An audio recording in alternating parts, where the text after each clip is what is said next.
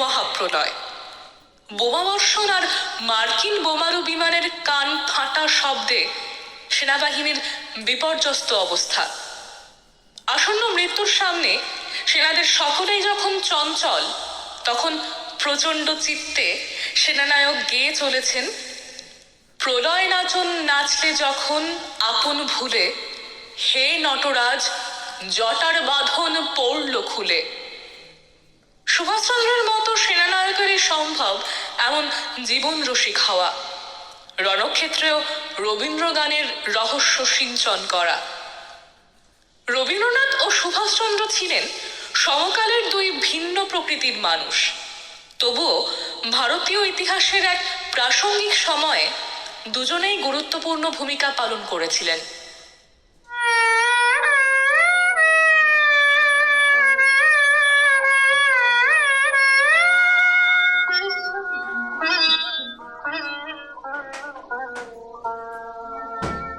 জয় করে তবু ভয় কেন তোর যায় না, হায় ভীরু প্রেম হায় রে।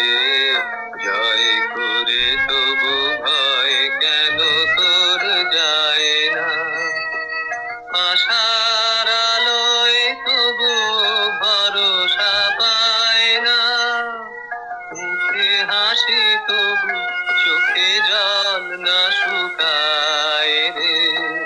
হায় ভীরু প্রেম হায় রে, জয় করে তবু ভয় কেন তোর যায় না।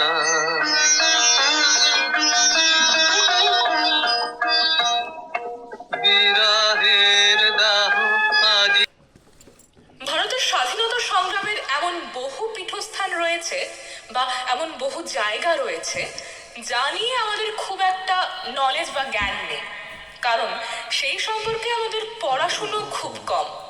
ভারতের স্বাধীনতা সংগ্রাম নিয়ে যেখানে কথা বলছি সেখানে নেতাজি সুভাষচন্দ্র বোসের নাম আসবেই আসবে, কিন্তু সুভাষচন্দ্রের সঙ্গে আরেকটি নাম ভারতের স্বাধীনতা সংগ্রামে না এলেও ভারতীয় মনীষীদের নাম যখন আসে তখন তার নাম থাকে সর্বাগ্রে।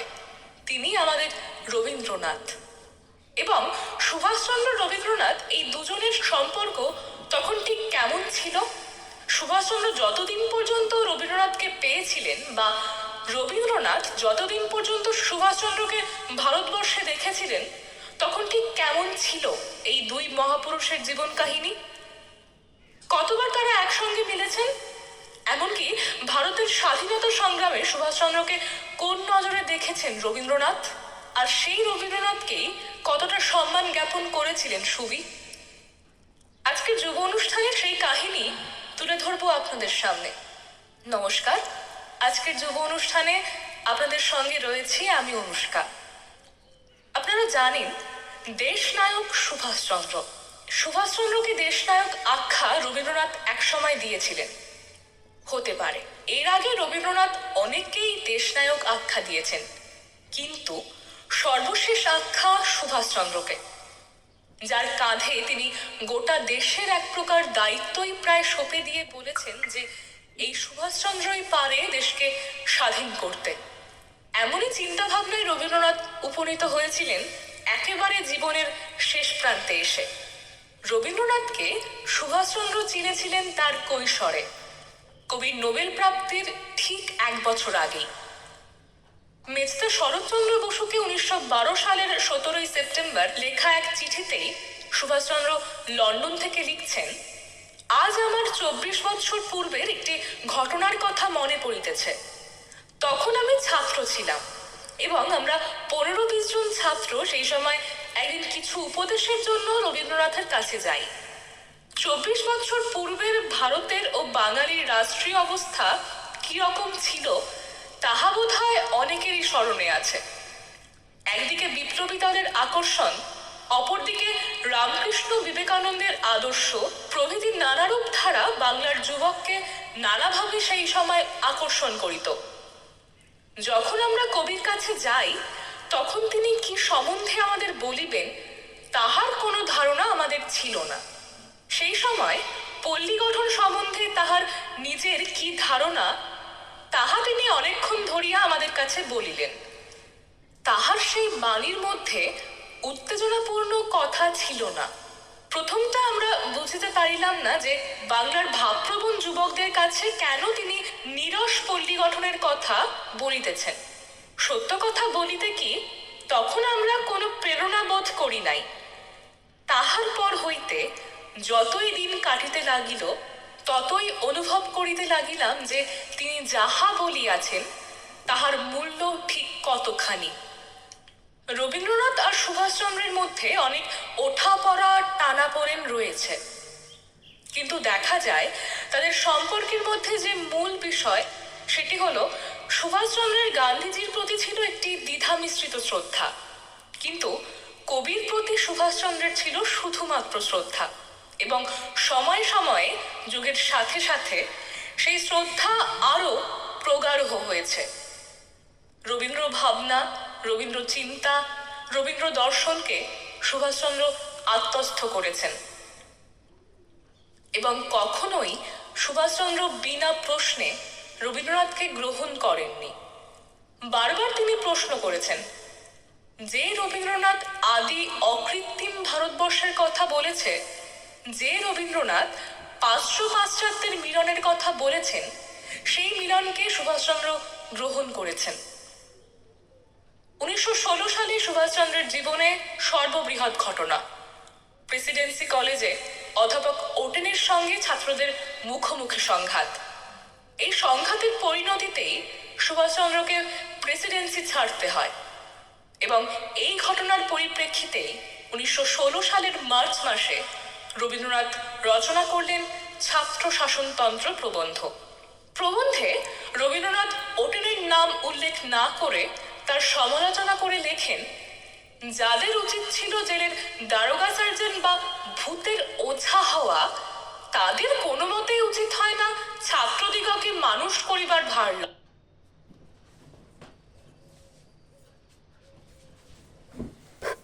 এবং ক্ষমতায় দুর্বলকেও সহজে শ্রদ্ধা করিতে পারেন, যারা জানেন সপ্তস্য ভূষণাং ক্ষমা, যারা ছাত্রকেও মিত্র বলিয়া গ্রহণ করিতে কুণ্ঠিত হন না। এরপর 1921 সালে যখন সুভাষচন্দ্র আইসিএস ত্যাগ করে দেশে ফিরছেন, সেই সময়টা ছিল 16 ফেব্রুয়ারি থেকে 2রা মার্চ।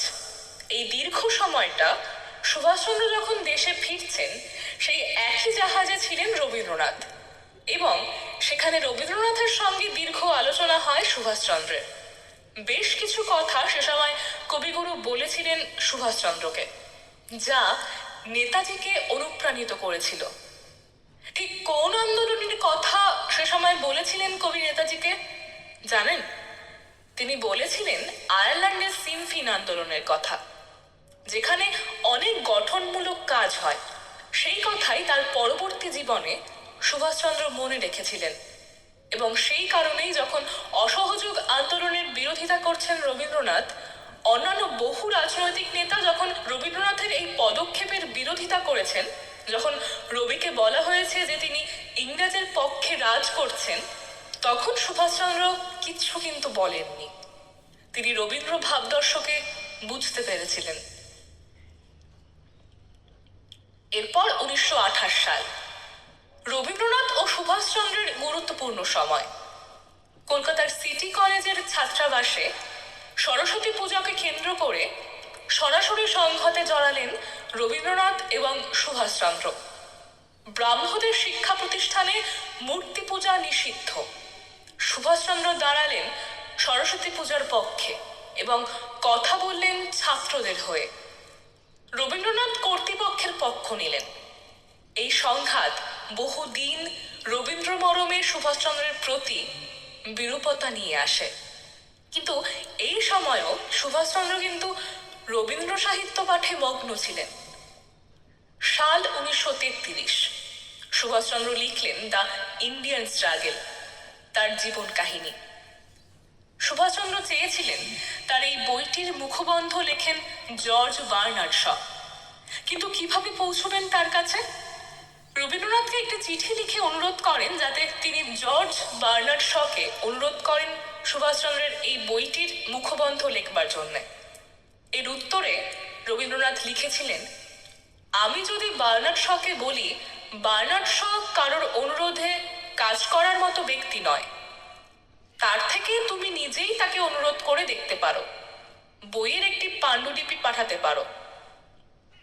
তবে রবীন্দ্রনাথকে সুভাষচন্দ্র যে বিরাট আকার পত্রটি পাঠিয়েছিলেন সেটি খুব ইন্টারেস্টিং, জানেন? সেই চিঠিতে সুভাষচন্দ্র রবীন্দ্রনাথকে এমন কিছু কথা লিখেছিলেন যা সেই সময় দাঁড়িয়ে রবীন্দ্রনাথকে বলার সাহস কারোর ছিল না। রবীন্দ্রনাথকে তিনি সরাসরি বলছেন, আপনি ইদানিং খুব গান্ধী ভক্ত হয়ে পড়েছেন, যেটা আমি মোটেই পছন্দ করছি না। সুভাষচন্দ্র এরকম কথা মুখের ওপর বললেন রবীন্দ্রনাথকে তার চিঠিতে, কারণ সুভাষচন্দ্র জানতেন যে তিনি গান্ধীর নীতিগুলির যে বিরোধিতা করেছেন, তার আগে রবীন্দ্রনাথ স্বয়ং ভারতবর্ষে গান্ধীর এই নীতিগুলিরই বিরোধিতা করে এসেছেন এবং রবীন্দ্রনাথকে তার জন্য অনেক হ্যাপাও পোহাতে হয়েছিল এক সময়। অন্ধ গান্ধী ভক্তরা রবীন্দ্রনাথের নামে কুৎসা করেছিলেন সেই সময়। এবার সুভাষচন্দ্রের পালা ছিল। তিনি পিছু হাঁটার ব্যক্তি নন। তিনি সরাসরি রবিকে চিঠি লিখে বর্তমানে তার স্ট্যান্ড পয়েন্ট জানতে চাইলেন এবং রবীন্দ্রনাথেরও এই চিঠির উত্তর ছিল খুব কড়া। সুভাষচন্দ্রের সঙ্গে রবীন্দ্রনাথের সম্পর্কের এই টানাপোড়েনের অবসান হয় 1938 সালে।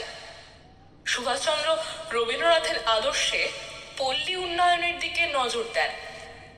আধুনিক প্রযুক্তির সঙ্গে সুভাষচন্দ্র পল্লী উন্নয়নে জোর দিতেন। পল্লী উন্নয়ন ছিল সুভাষ মননে রবীন্দ্র প্রভাবের ফল। নতুন রূপে সুভাষচন্দ্রকে দেখে রবীন্দ্রনাথ ক্রমশ আকৃষ্ট হলেন সুভাষচন্দ্রের প্রতি। 1938 সালে মুক্ত হলেন সুভাষচন্দ্র। 3রা জুন 10 নম্বর ব্রিটিশ ইন্ডিয়ান স্ট্রিটে সুভাষচন্দ্র আশ্রমিক সংঘে চিত্রকলার প্রদর্শনীর উদ্বোধন করেন। রবীন্দ্রনাথ ঠিক সেই দিনই সুভাষচন্দ্রকে শান্তিনিকেতনে আহ্বান করেন।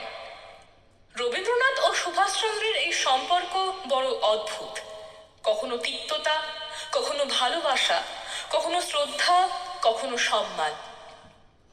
1939 সাল, ছবিটা একেবারে বদলে গেল। সুভাষচন্দ্র হলেন কংগ্রেস প্রেসিডেন্ট।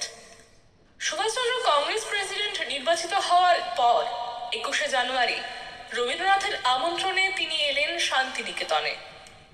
শান্তিনিকেতনের আম্রকুঞ্জে এক জাঁকজমকপূর্ণ অনুষ্ঠানে রবীন্দ্রনাথ এবং গোটা শান্তিনিকেতন সুভাষচন্দ্রকে সম্মাননা জ্ঞাপন করল সেদিন। সেই দিনই রবীন্দ্রনাথ কিছু কথা বলেছিলেন সুভাষচন্দ্রের উদ্দেশ্যে এবং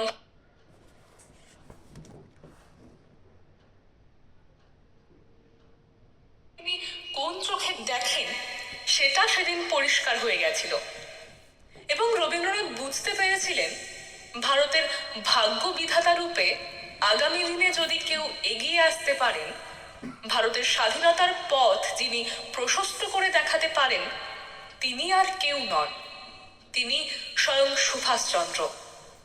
এবং দেশনায়কের পথ প্রশস্ত হচ্ছিল সেই সময় সুভাষচন্দ্রের জন্যে। ঠিক কি বলেছিলেন কবি সুভাষকে জানেন? কবি বললেন, কল্যাণীয় সুভাষচন্দ্র, আমাদের যা বলবার কথা 1000 বছর পূর্বে আমাদের ঋষিরা তা বলে গেছেন, যে আগমনী মন্ত্র এখানে শুনলে পৃথিবী যাদের আগমন প্রতীক্ষা করে তাদের জন্য তার অভ্যর্থনা বাণী কতদিন হলো তারা বলে গেছেন। সে পুরাতন হবে না। সমস্ত দেশে যে অভ্যর্থনার ভিতর দিয়ে তুমি এসেছো, আমাদের দেশ তোমাকে যে আসন দিয়াছে, সেই আসনের বার্তা রয়েছে ঋষিদের সেই পবিত্র বাণীর ভেতরে। তাদের বাণীতে তুমি পেয়েছো তোমার আসন।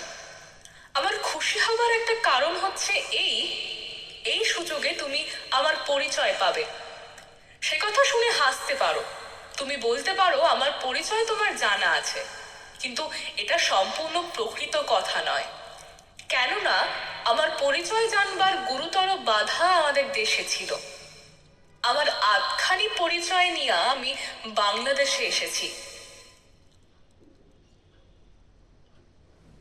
প্রত্যুত্তরে সুভাষচন্দ্র তার ভাষণে অন্তরে শ্রদ্ধা ও রবীন্দ্র চিন্তা উজাড় করে দিয়ে বললেন, গুরুদেব, এবারে এখানে আমার নূতন করে আসা। ইতিপূর্বে আমি এখানে এসেছি বোধহয় 2 বার, কিন্তু আজকের আসার মধ্যে একটা নতুনত্ব রয়েছে। প্রধানত 2 কারণে এখানে এসেছি।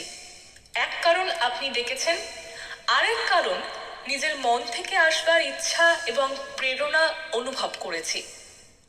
আপনার যে অখণ্ড সাধনা, সেটা সাধারণ মানুষ বা সাধারণ ভারতবাসী যে উপলব্ধি করবে, অন্ততপক্ষে সহজে উপলব্ধি করবে, এটা আশা করা অন্যায়। আমিও সেই সাধারণের মধ্যেই একজন। সুতরাং আমি যে আপনার অখণ্ড সাধনার মহত্ব ও গৌরব উপলব্ধি করতে পারবো, সে দুরাকাঙ্ক্ষা আমি করি না। সে উপলব্ধি যখন আসে, একদিনে আসে না। সে উপলব্ধি হচ্ছে ক্রমিক এবং সারা জীবনব্যাপী। তবে আমার মনে হয়, যদি আমরা চলার পথে চলতে থাকি, তাহলে সে উপলব্ধি ক্রমশ প্রসার লাভ করবে। আপনার প্রাণের মধ্যে একটা বেদনা, একটা অভিমান আছে। হয়তো আপনি ভাবছেন যে আপনার দেশবাসী আপনাকে জানলো না, আপনার সাধনা বুঝলো না, কিন্তু তার জন্য কি দেশবাসীকে আপনার দোষ দেওয়া উচিত? যদি তারা এত সহজে বুঝতে পারত, তাহলে তারা তো আপনার সমানই হয়ে পড়ত।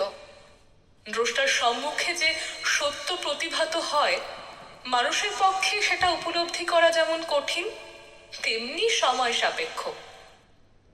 আমরা এইটুকু বলতে পারি, আমরা চলার পথে চলেছি, চলবার চেষ্টা করছি। দ্রষ্টার সত্যকে উপলব্ধি করবার জন্য আপ্রাণ চেষ্টা করছি। আপনার সাধনাকে বুঝবার জন্য সাধ্যমতো চেষ্টা করছি। তাহলে দেশবাসীকে অপরাধী করতে পারবেন না। এটা সর্বদেশে সর্বজীবে দেখতে পাওয়া যায়। যারা নূতন পথ দেখান, এটা সর্বদেশে সর্বজীবে দেখতে পাওয়া যায়।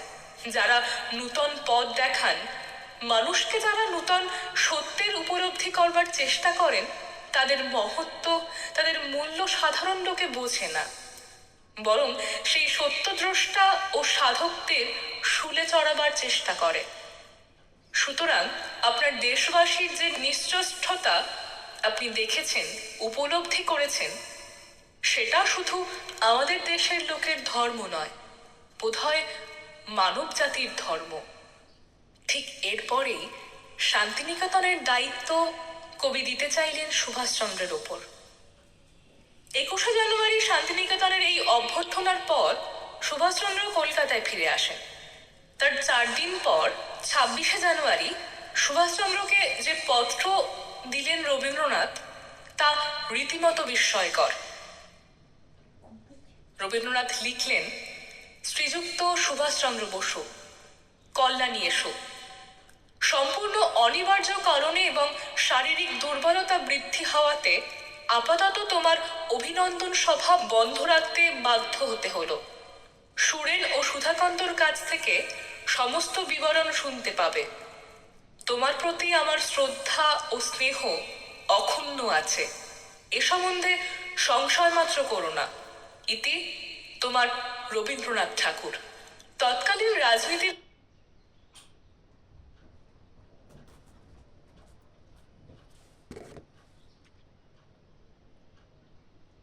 বুঝতে পেরেছিলেন সুভাষচন্দ্র।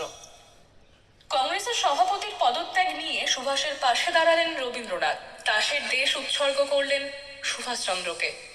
1937 সালে সুভাষচন্দ্র দেশে ফিরে এলেন এবং দেশে ফিরে আসার সঙ্গে সঙ্গে সুভাষচন্দ্রকে গ্রেপ্তার করল ব্রিটিশ পুলিশ।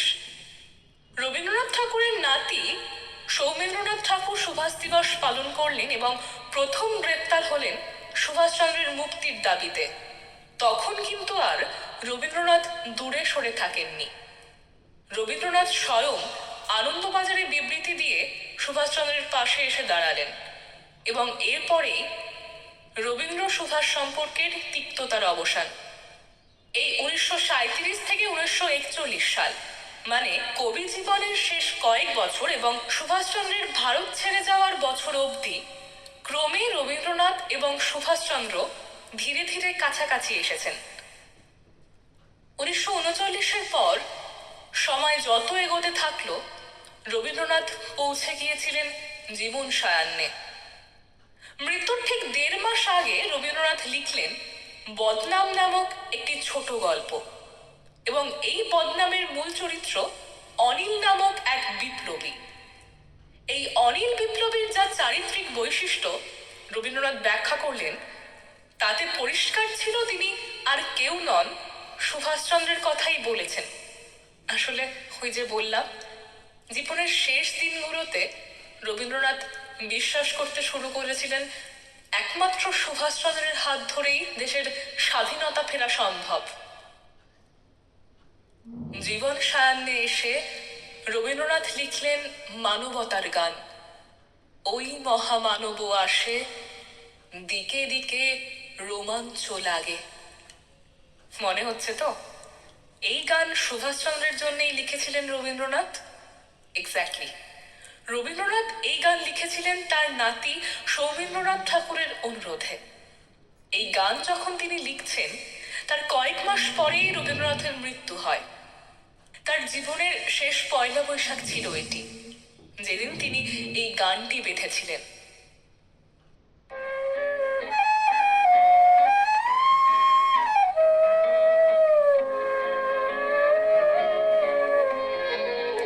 আমার রাত পোহালো, শারদ প্রাতে আমার রাত পোহালো,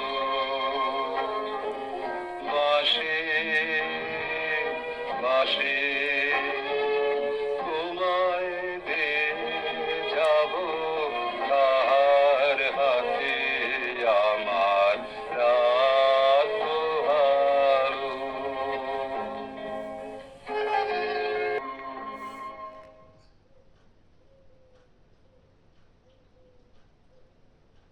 আজকের যুব অনুষ্ঠান আমরা এখানেই শেষ করছি। সবাই ভালো থাকবে, সুস্থ থাকবে। ধন্যবাদ।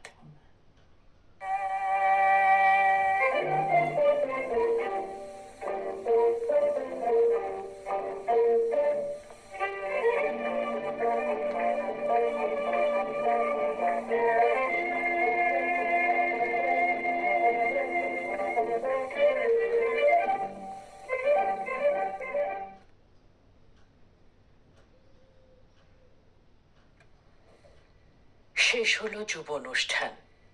সঞ্চালনায় ছিলেন অনুষ্কা দে।